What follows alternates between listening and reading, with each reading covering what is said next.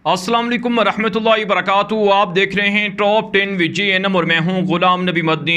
दुनिया भर से आज की 10 बड़ी और इंतहाई अहम खबरें जिन पर आज हम बात कर रहे हैं। नाज़रीन किराम, आज 3 मई 2021 है और आज दिन है पीर का। ये टॉप 10 VGNM का शाम का बुलेटिन है। खबरों का सिलसिला शुरू कर लेते हैं। जो आज की पहली बड़ी खबर है ये अफ़गानिस्तान के मामलात के हवाले से है। नाज़रीन काम, अमरीकी फोर्सेस ने अफ़गानिस्तान से इनखला शुरू कर रखा है। सूबा हिलमत के अंदर अमरीका के ज़ेर इस्तेमाल एक बड़ा फ़ौजी अड्डा खाली कर दिया गया है और काबुल फोर्सेस को ये फ़ौजी अड्डा हवाले किया गया है।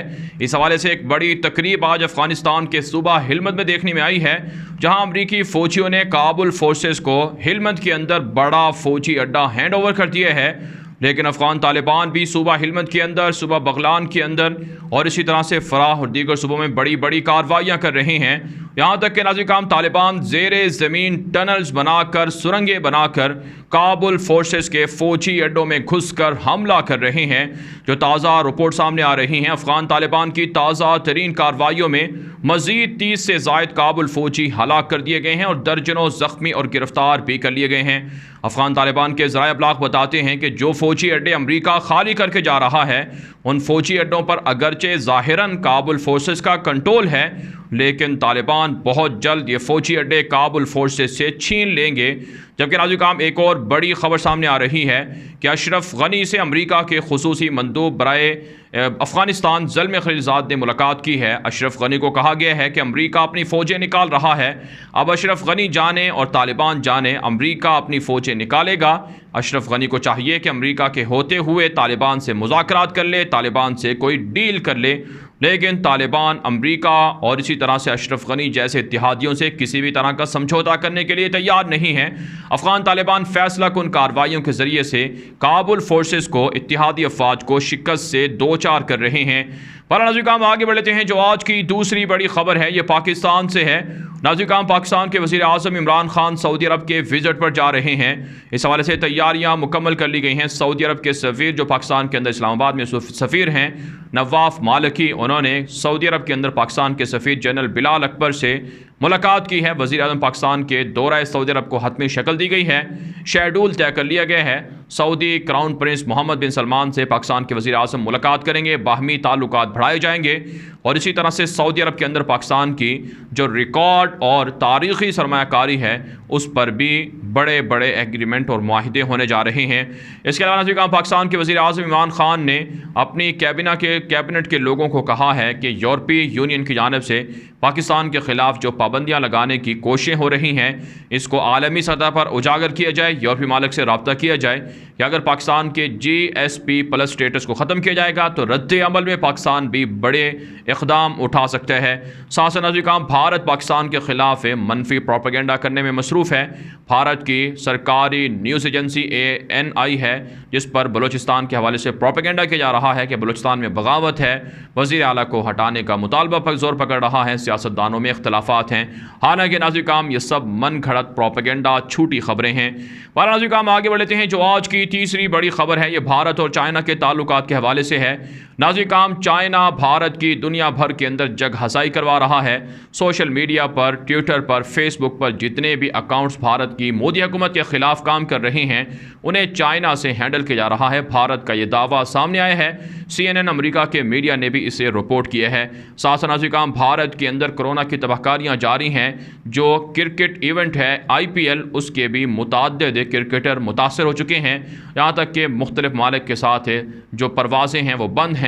अब जो ऑस्ट्रेलियन क्रिकेटर्स हैं और इसी तरह से दीगर गैर मुल्की खिलाड़ी हैं वो खौफ के अंदर, डिप्रेशन के अंदर मुब्तला हो चुके हैं, क्योंकि ना तो वो भारत छोड़ सकते हैं और ना ही भारत के अंदर रहते हुए वो कोरोना की तबाहकारियों से बच सकते हैं। पैसे की लालच में हर खिलाड़ी ने अपनी ज़िंदगियों को दाव पर लगा कर रख दिया है।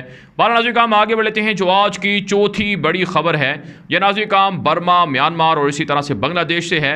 म्यांमार के अंदर मुसल्ला बागी ग्रुप ने जो फ़ौज है उसका एक फ़ौजी हेलीकॉप्टर मार गिराने का दावा किया है, जिसमें 5 फ़ौजियों की हलाकतों का दावा किया जा रहा है। अब जानते हैं बर्मा के अंदर बगावत है, फ़ौजी जर्नैल पूरे मुल्क के अंदर कंट्रोल हासिल किए हुए हैं। फ़ौज के ख़िलाफ़ भी मुसल्ला ग्रुप सरगर्म हैं, फ़ौज पर हमले कर रहे हैं। जबकि नाज़रीन काम, बांग्लादेश के अंदर एक कश्ती के अंदर اندر سوار کئی افراد ڈوب کر جاں بحق ہو گئے ہیں، 26 کے قریب افراد جاں بحق ہو چکے ہیں۔ بنگلہ دیش کے اندر اس سے پہلے بھی اس طرح کے حادثات سامنے آتے رہے ہیں، لیکن شیخ حسینہ واجد کی حکومت ان حادثات کی بنیادی طور پر ذمہ دار ہے، جو صحیح طرح سے سہولیات فراہم نہیں کر رہی ہے، جس کی وجہ سے یہ حادثات آئے روز جنم لے رہے ہیں۔ آگے بڑھنے کو ہم جو آج کی 5ویں بڑی خبر ہے، یہ نازک کام ایران سے اور شام سے ہے۔ ایک بڑی خبر سامنے آ رہی ہے کہ ادلب کے اندر ایک میزائلوں کے فوجی ڈپو کے اندر دھماکہ ہوا ہے، جس کے نتیجے میں نہتے شہری بھی متاثر ہوئے ہیں اور فوجی بھی متاثر ہوئے ہیں۔ اسرائیل کی جانب سے یہ حملہ ایران کے اسلحے کے ذخائر پر کیا گیا ہے، یہ رپورٹ سامنے آ رہی ہے۔ اس کے علاوہ نازک کام ایک اور خبر سامنے آ رہی ہے کہ بشار الاسد کو بچانے کے لیے ایران اب تک 30 ارب ڈالر سے زائد کی رقم پھونک چکا ہے، لیکن پھر بھی بشار الاسد کے خلاف حملے ہو رہے ہیں اور ایران بھی اپنے پیسوں کو، وسائل کو ضائع کر رہا ہے۔ ساتھ ساتھ نازک کام ایک اور خبر سامنے آ رہی ہے کہ جس طرح سے رشیا یورپی ممالک کے اندر جاسوسی کر رہا ہے، بالکل اسی طرح سے ایران بھی متحدہ جو برطانیہ ہے وہاں پر جاسوسی کرتے ہوئے پکڑا گیا ہے۔ مختلف ایرانی جنگجوؤں کو دیکھنے میں آیا ہے، ایرانی خفیہ جاسوس UK کے اندر، برطانیہ کے اندر روس کی طرح جاسوسی کر کے وہاں کے امن و امان کو متاثر کر رہے ہیں۔ ساتھ ساتھ نازک کام ایک اور خبر سامنے آ رہی ہے کہ ایران کے اندر سنی مسلمانوں کو پھانسیاں دینے کا سلسلہ جاری ہے۔ 267 سنی مسلمانوں کو گزشتہ ایک سال کے دوران پھانسیوں پر چڑھایا جا چکا ہے۔ اقلیتوں پر ظلم ایران کے اندر معمول کا حصہ بنتا جا رہا ہے۔ نازک کام آگے بڑھ لیتے ہیں، جو آج کی 6ٹھی بڑی خبر ہے یہ سعودی عرب سے ہے۔ نازک کام ایک بڑی خبر سامنے آ رہی ہے، سعودی عرب کے جنوب میں حوثیوں کا ایک بڑا حملہ ناکام بنا دیا گیا ہے، جبکہ امریکہ نے، اقوام متحدہ نے حوثیوں پر پریشر ڈالا ہے اور اسی طرح سے عمان پر پریشر ڈالا ہے کہ حوثیوں کو سمجھایا جائے سعودی عرب پر حملے بند کیے جائیں، اس سے امن و امان خراب ہوگا، یمن کی جنگ کو ختم کیا جائے۔ جبکہ نازک کام ایران کے حکام نے اس بات کی تصدیق کر دی ہے کہ ہم ہر سطح پر اور ہر طریقے سے سعودی عرب کے ساتھ ڈائیلاگ کرنے پر تیار ہیں۔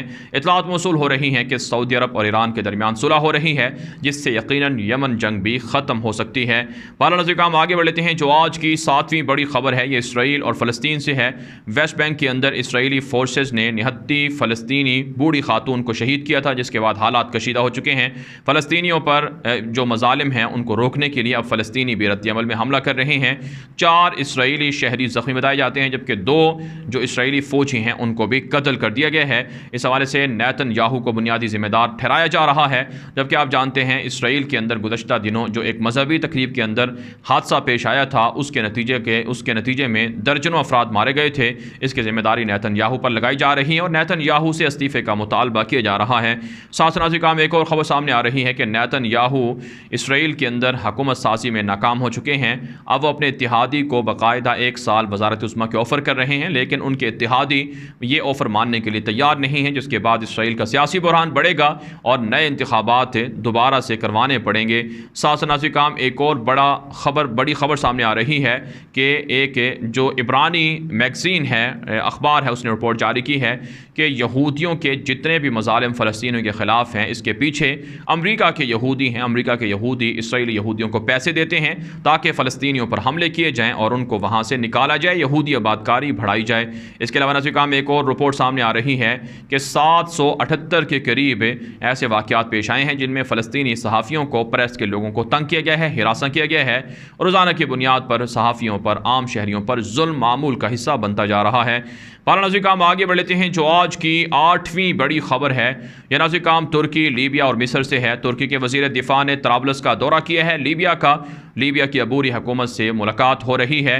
اس حوالے سے ترکی کے ذرائع ابلاغ بتاتے ہیں کہ چونکہ عبوری حکومت کو لیبیا کے اندر مشکلات کا سامنا ہے، باغی ہفتہ لیبیا کی حکومت پر حملے کر رہا ہے، اس لیے ترکی اب عبوری حکومت کو فوجی، دفاعی اور مالی مدد فراہم کرنے کے لیے تیار ہے۔ اسی مقصد کے لیے دورہ سامنے آیا ہے۔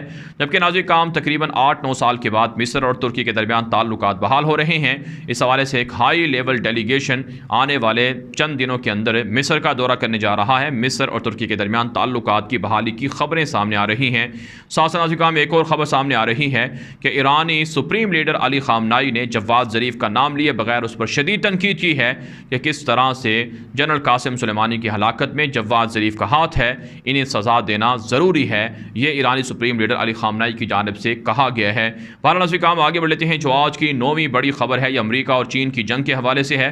ناظرین کرام امریکہ کے سابق وزیر خارجہ ہنری کسنجر کی جانب سے کہا گیا ہے کہ آنے والی جنگیں انتہائی خوفناک ہیں، جس کے اندر انسانیت کو قتل کیا جائے گا، برے طریقے سے نسل کشی ہوگی، لہٰذا امریکہ کو ان جنگوں کی تیاری کرنا ہوگی۔ اسی حوالے سے ناظرین کرام امریکہ کے سیکرٹری خارجہ انٹونی بلنکن نے بھی آج ایک بیان دیا ہے کہ چائنا ہمارے خلاف خطرناک جنگی تیاریاں کر رہا ہے، خطرناک جنگی ہتھیار بنا کر امریکہ کے خلاف بالادستی کے خلاف کوششیں کر رہا ہے، لہٰذا ہمارا اگلا ٹارگٹ اور دشمن چائنا ہے، ہم اس کے لیے تیاریاں مکمل کر چکے ہیں۔ ناظرین کرام آگے بڑھ لیتے ہیں۔ جو آج کی 10ویں بڑی خبر ہے یہ فرانس سے ہے۔ فرانس کے صدر ایمانوئل میکرون کے بارے میں مشہور ہے کہ ان کی جو بیوی ہیں، جو ان کی خاتون ہیں، وہ دراصل ان کی ٹیچر ہیں جو ان سے کئی سال، تقریباً 10 سے 20 سال وہ بڑی ہیں۔ اب ناظرین کرام ایک رپورٹ سامنے آ رہی ہے کہ ماہانہ 5000 جو یورو ہیں وہ باقاعدہ ایمانوئل میکرون کی بیوی وہ میک اپ کے لیے خرچ کرتی ہیں، اور اسی طرح سے دیگر جو حکومتی پیسے ہیں، سرکاری خزانہ ہے، وہ بھی عیاشی میں یہ بوڑھی خاتون کر رہی ہیں۔ آپ جانتے ہیں فرانس کا صلیبی صدر ایمانوئل میکرون ہے جو مسلمانوں کا دشمن ہے، مسلمانوں کے خلاف متنازع سرگرمیاں، متنازع قوانین بنانے میں مشہور ہے۔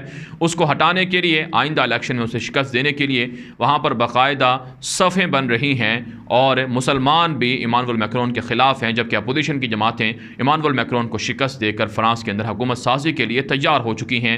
ناظرین کرام دنیا بھر سے تھی آج کی 10 بڑی خبریں۔ ان خبروں کے حوالے سے آپ کی کیا رائے ہے؟ اپنی رائے کامنٹ کے ذریعے سے ضرور ہم تک پہنچائیں۔ مزید خبروں کے لیے آپ ہمارے ٹویٹر اکاؤنٹ دنیا میرے آگے غلام نبی مدنی اور ہمارے نئے فیس بک پیج غلام نبی مدنی کو فالو کر لیں۔ آج کے لیے اتنا ہی، اجازت دیجیے، اللہ حافظ۔